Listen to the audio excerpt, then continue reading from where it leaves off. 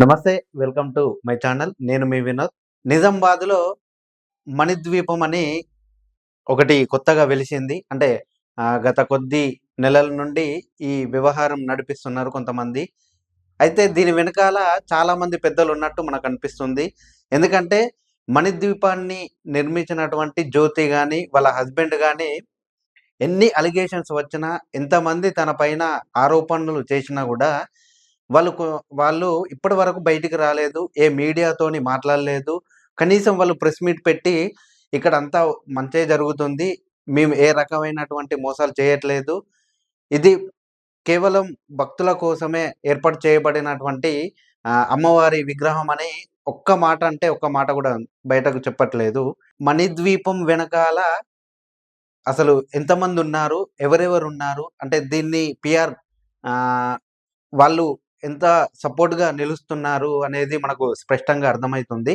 ఎందుకు అంటే, మణిద్వీపం సంబంధించినటువంటి ఈ ఏదైతే వీడియోలున్నాయో, లేదు అంటే వాళ్ళను సంప్రదించినటువంటి కొన్ని యూట్యూబ్ ఛానెల్స్ ఉన్నాయో, అన్నీ కూడా వారి పైన వాళ్ళకి నెగెటివ్‌గా ప్రచారం చేశారు. అది వాస్తవం అంటే కొన్ని కొన్ని వాస్తవాలుగా ఉన్నాయి. కొన్నేమో అవాస్తవాలుగా ఉన్నాయి. మరి తప్పు ఎక్కడ జరిగింది? తేడా ఎక్కడ జరిగింది?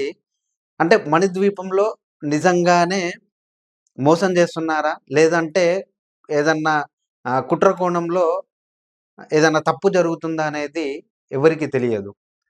ఎందుకంటే దీని ఎనకాల కొంతమంది రాజకీయ నాయకులున్నారని, లేదు అంటే కొంతమంది రియల్ ఎస్టేట్ వాళ్ళున్నారని, లేదు అంటే ఈ జ్యోతి గారు ఎవరైతే ఉన్నారో అంటే మణిద్వీపాన్ని ఏర్పాటు చేసినటువంటి జ్యోతి గారు కొంతమంది పీఆర్‌లను పెట్టుకొని ఇలా పబ్లిసిటీ చేస్తున్నదేమో అని కొంతమంది అంటున్నారు. ఏది ఏమైనా గూడా ఆ మణిద్వీపంలో కొన్ని కొన్ని ఘోరాలు జరుగుతున్నాయి. కొన్ని కొన్ని మోసాలు గూడా జరుగుతున్నాయి. అంటే ఆమె కలలోకి వచ్చి దేవత నన్ను ప్రతిష్ఠించండి, పూజలు చేయండి అని చెప్పిందే తప్ప, ఇక్కడనే ప్రతిష్ఠించండి, ఇక్కడనే పూజ చేయండి అని చెప్పదు ఏ దేవత గూడా. కానీ ఈమెకు కలలో వచ్చి నన్నిక్కడనే పూజించండి, లేదు నన్నిక్కడనే కొలువుదీరి నా నా సేవలందుకోండి అని చెప్పిందని తనే స్వయంగా చెప్పింది. సరే ఒకవేళ ఇప్పుడు తనకే కలలోకి వచ్చి నన్నిక్కడనే పూజించండి అంటే ఏదైనా విగ్రహం తీసుకొని వెళ్ళి దానికి పూజారులచే ఆహ్, మంత్రోచ్చారణ ద్వారా ప్రతిష్ఠించాలి.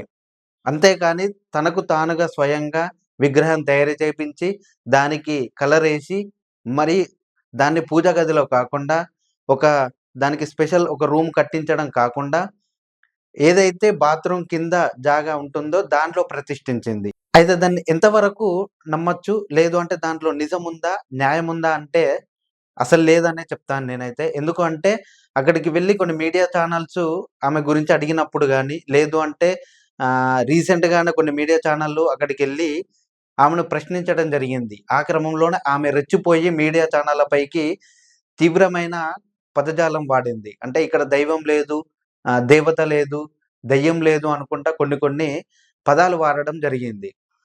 నిజాయితీగా ఉంటే తనకు నిజంగానే కలలోకి వచ్చి అమ్మవారిని ప్రతిష్ఠించి పూజ చేయమని తనకు చెప్తే, ఆమె డైరెక్ట్‌గా అంటే భయం లేకుండా మీడియా ఛానెల్‌ను పిలిపించి నాకిలా చెప్పింది.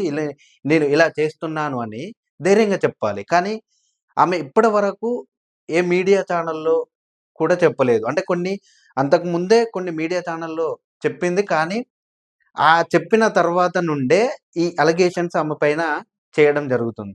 అంటే ఇప్పుడు మీడియా ఛానెలా తప్ప? లేదు అంటే ఆమె తప్పా అని చూసుకుంటే 100కి 100 ఆమెదే తప్పని మనకు తెలుస్తుంది. అయితే కొంతమంది భక్తులు అంటే అమ్మవారి మీద ప్రేమతో గాని, లేదు అంటే తనకున్న కోరికలు నెరవేరకపోవడంతో, సరే ఇక్కడికి వెళ్లి ఒకసారి చూసి ముడుపులు కడదాము, మన కోరికలేదన్నా ఉంటే ఆ అమ్మవారికి చెప్పుకుందామని వెళ్ళిన వాళ్ళు అక్కడే కొబ్బరికాయలు కొని, అక్కడే ముడుపులు కట్టి, తన కోరికలేవైతే ఉన్నాయో అవి కోరుకోవడం జరిగింది.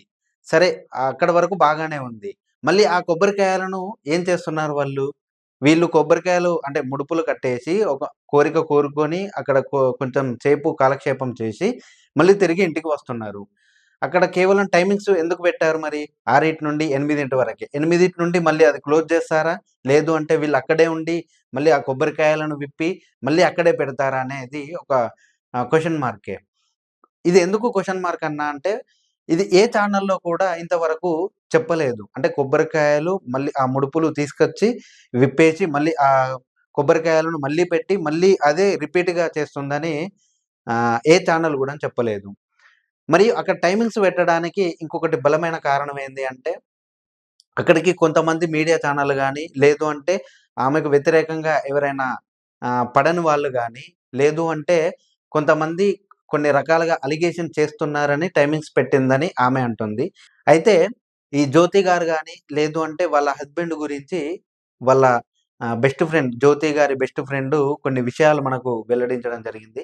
అదేంది అంటే హైదరాబాద్‌లో ఉన్న ఉండే రోజులలో తను ఒక హాస్టల్‌లోనే చదువుకుండేవారు. ఆమె కొంచెం మాటకారి. అంటే ఎక్కువ మాట్లాడుతూ ఉండేది. ప్రతీది గూడా స్టేటస్‌లు పెడుతుండేది. అంటే పిల్లలు అల్లరి చేసినా గూడా, లేదు అంటే డాన్స్ చేసినా గూడా, ఇలాంటివి పిచ్చి పిచ్చిగా పెడుతూ ఉండేదంట. అంటే ఆమె ఒక రకంగా ఈ ఏదైతే ఒక మనిషిని మ్యానిప్యులేటెడ్ చేయడానికి ఏమేం ఉపయోగపడతాయో అన్నీ ఒక దగ్గర నేర్చుకుందన్నమాట. మానసిక కొంతమందేమంటున్నారంటే తనకు మానసిక స్థితి బాగోలేదు. అందుకే ఈ విధంగా చేస్తుంది అని కొంతమందంటున్నారు. కానీ ఇది ఎంతవరకు వాస్తవం అనేది తెలుసుకునే ప్రయత్నం మనం చేద్దాం. కొద్ది రోజులలో ఆల్రెడీ అదే పని మీద ఉన్నాము. సో, ఇంకొకటి ఏంది అంటే ఆమె చెప్పిన ఇంకొకటి చాలా ముఖ్యమైన విషయం ఏందంటే ఆమె బీటెకు, బీకామ్ చేసిందని చెప్తున్నది. కానీ ఆమె చదివిన కాలేజీల్లోనే ఫ్యాకల్టీగా చేసిన రోజులు కూడా ఉన్నాయని ఆమె చెప్తుంది. ఎందుకంటే జీతం తక్కువైనా గూడా కొంచెం సెక్యూరిటీ ఉంటుందని ఆమె చెప్పింది.